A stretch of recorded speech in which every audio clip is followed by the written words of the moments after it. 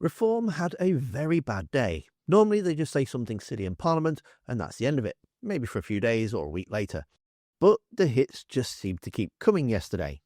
Richard Tice got completely owned in Parliament. I do like it when the government ministers are ready for the attack lines. For example, their biggest stick at the minute is net zero. Everybody is aware that Rupert Lowe is installing solar panels on his farms to keep his bill down. So it's just little things like that that makes him look like a fool. So when Richard Tice starts banging on about net zero, thinking he's going to get something really good for social media, it completely blows up in his face. Then 5 minutes later, it was probably literally 5 minutes later, there was a debate on Ukraine. Now, that's a tricky subject for Reform because obviously Nigel Farage respects the Russian dictator Putin. Both Lee Anderson and Richard Tice scarper, which didn't go unnoticed by Stella Creasy. Richard Tice. Thank you, Mr. Speaker. Well, the British car industry was thriving until the Conservative Party introduced net stupid zero. And now we've got another car plant at risk, another business struggling, losing hundreds of millions of pounds, and hundreds more British jobs at risk. Will the Minister agree with me that actually the automotive industry in the UK will continue to decline until we scrap net zero?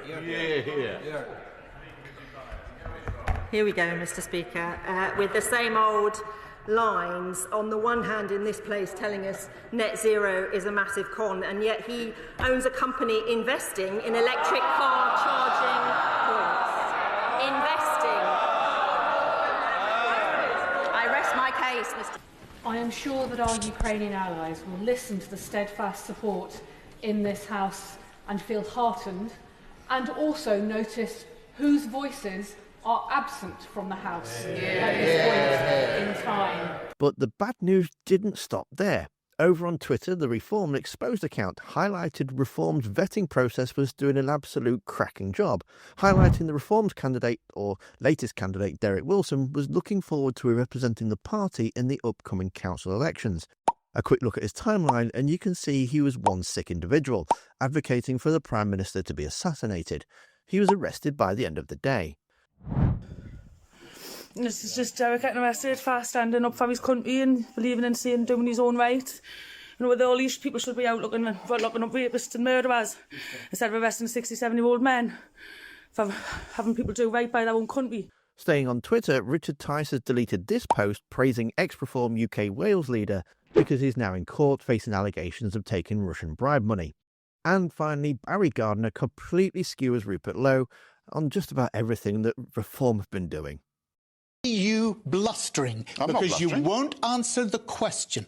Which one of the charges that was laid against you, charges in the NHS, whether it's looking to stop people being fired on the spot, that was a private member's bill I put through Parliament just 3 years ago to stop P&O, who fired 800 people just like that, had people waiting to take them off the boats. That's what you supported in the bill that was going through. You supported amendment against that. Angela Rayner's employment rights bill is going to cost the private sector £5 billion. Every single one. That's not going to help. That's not going to help Britain. Putin?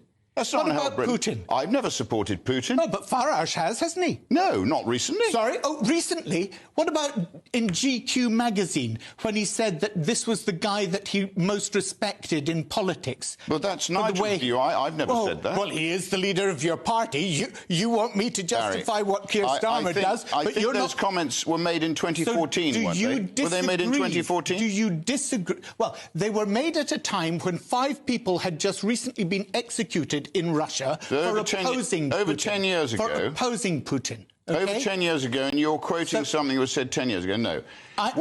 Because it goes to the heart of the man. Who does he respect? He respects a tyrant. He respected a dictator who had assassinated 5 people who had the guts to stand up against him in Russia. I don't think it could have been a worse day for Reform, and I'm surprised that Lee Anderson didn't make this list. Although Nigel Farage wasn't in this video, it was only a couple of days ago that he was being a traitor to the UK, which you can see him doing exactly that in the video that's on screen now. So go watch that next. Don't forget to hit that like button, and I'll see you in the next one.